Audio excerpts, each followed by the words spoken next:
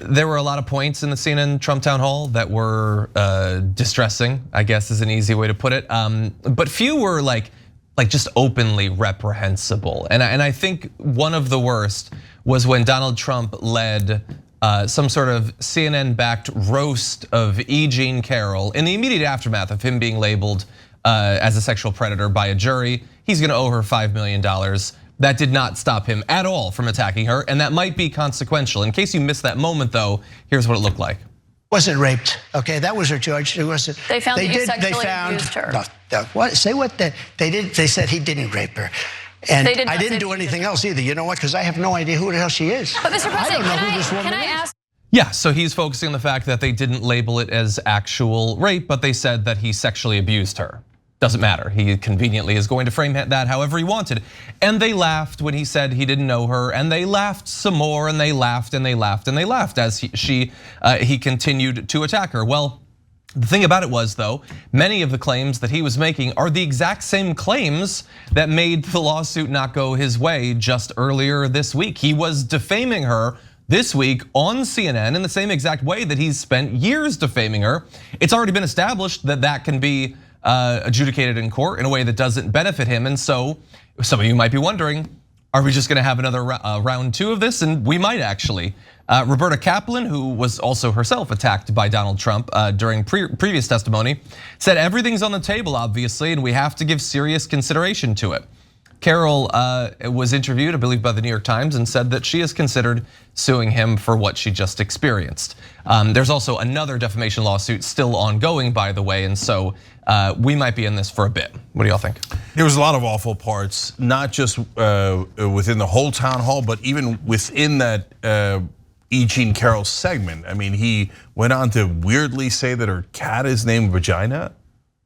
He's like an Austin Powers character. He's like Dr. Evil, and then and unfortunately the audience was the minions, right? Like, and they and he smeared her for being a racist against her own husband. I mean, there's just no end to the depravity of Donald Trump. Now, you've heard me say yesterday on the show, I think it's better that we know. I don't believe in this not platforming stuff. He's the leading Republican candidate. You're not gonna be able to keep him off of the air. I think that's absurd. And everyone always makes excuses for MAGA voters than they saw with their own eyes. And like, why is there just this overwhelming reaction today? Is it because we all just found out that Donald Trump's a monster? No, we all knew that, right? I think that people are much more horrified at the crowd's reaction, that they laughed along with Trump on all of those things as he went after this woman and as he went after everybody and said all these crazy things. But that's what I've been saying for years now. Wake up. A third of the country loves what he's saying. And it makes people so uncomfortable, they don't wanna hear it, they don't wanna hear it. That's why like mainstream media's like, no. Because my whole life, and if you're younger, you might not know this, like for 40 straight years, especially before the last 10 years, everyone on TV, everyone in print journalism would say center-right country. This is a center-right country, center-right, center-right, center-right.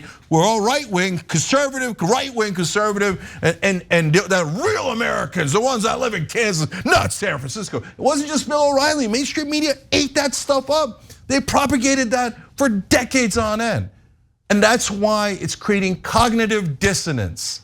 They see that crowd go, yeah, make fun of the woman you sexually abused, yeah. And they go, well, we've been telling America that these are the real Americans. We've been telling the audience the whole time, these guys represent us.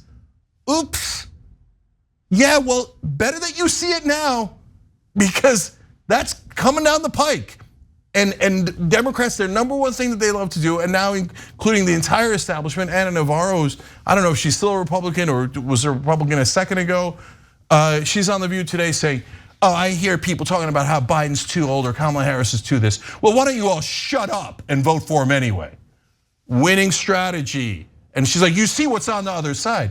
Yeah, and we've been seeing it the whole time. That's why we told you not to pick Hillary Clinton and this time don't pick Joe Biden. He's not at 50% like he was last time. He's at 36%. You're saying, look at the monster on the other side, so let's go walk into our defeat. No, let's pick a way better candidate. So I think that E. Jean Carroll, by the way, has every right to sue him again for defamation and should take another $5 million off his ass. You've got to be able to hold these two ideas in your head at the same time. Trump is a terrible human being. He is currently leading the race for president, and you're not going to be able to shut him up. In fact, today, we made it official. We're inviting Donald Trump to a town hall on TYT. Come and see. We'd love to have you. Hey, maybe you could win over our progressive audience. And by the way, to all the doubters who say you cannot conduct any kind of interview, town hall, or any other event with Donald Trump without getting steamrolled, let's see what happens.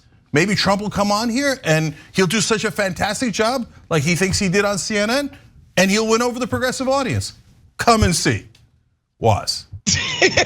I'm sorry, I'm trying to picture Donald Trump sitting in John's seat right now with Cenk, and Cenk asking him about grabbing women by the pee and that type of thing. It's just I don't know. That's quite the vision. As far as his town hall appearance, this is Donald Trump. This is what he does. He's always going to double down. He's not going to just deny it. He's going to say it's the opposite. He's gonna crush you. He's gonna say, oh, you're an idiot for even asking that. This is the exact playbook he's run since he's sort of emerged on the public stage. So I can't say that I'm surprised. But the only thing I will disagree with Cenk on, and only slightly, as far as the Donald Trump fan, I think that the self-selection of guy or gal who thirstily goes to a Donald Trump town hall, I don't know that they're necessarily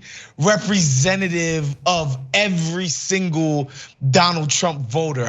That's where I will slightly, and only slightly, disagree on the general, depravity, quite frankly, of Donald Trump's biggest fans.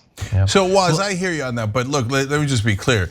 No, he doesn't represent everybody. That's obvious. He doesn't get 100% of the vote on the Republican side. At the same time, he is leading by 30 points. It's fair. It's fair, and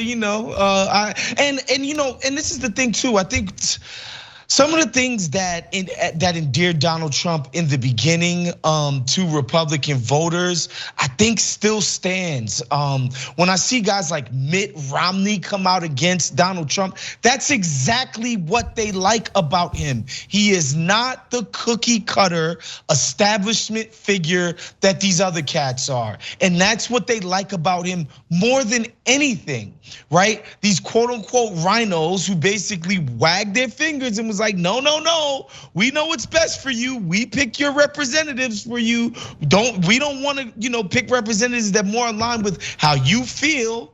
These are the things that they liked about Donald Trump and what propelled him to victory against guys like Jeb with an exclamation point, right? And so I don't know. I think these things sort of serve that image of him to his people when he goes on TV and doubles down on his insanity. Yeah, back to agreement. His anti-establishment,